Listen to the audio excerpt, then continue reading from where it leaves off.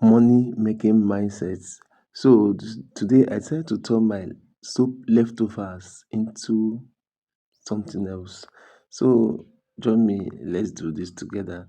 First thing first, I scraped my soap leftovers so that they can be easy to melt. So this gave me 90 grams of leftovers from my soap. Then to that I added half teaspoon of baking soda. Then I went in with 1/4 cup of detergent. You can use any detergent of your choice. Next, I added at least 1 cup of water.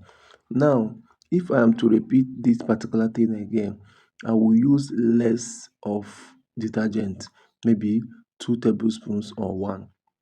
The reason is that I discovered that because of the much detergent that I use, the solution foamed too much, and that's why. So next time if I'm to repeat it, I'm going to reduce the detergent so it doesn't foam too much. You understand?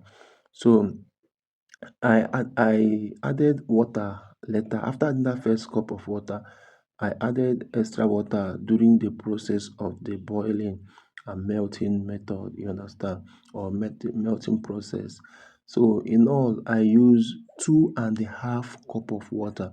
So once your mixture you discover that the soup has completely dissolved, you will take it down from the heat. And as you're taking it down from the heat, immediately you transfer it into any container you want to use to make your soap mold. Okay, don't waste time. If you waste too much time, definitely you're going to lose it. It's going to stiffen or firm up immediately. So you transfer into the containers. You may scoop off the top if the foaming is too much. You may scoop off the top. Then you keep it for up to like 3 hours to solidify. But if you want it to solidify faster, just place the bottom of this plate. I place the bottom of this plate inside a bowl of water, and it solidify within an hour. Just so fast, okay.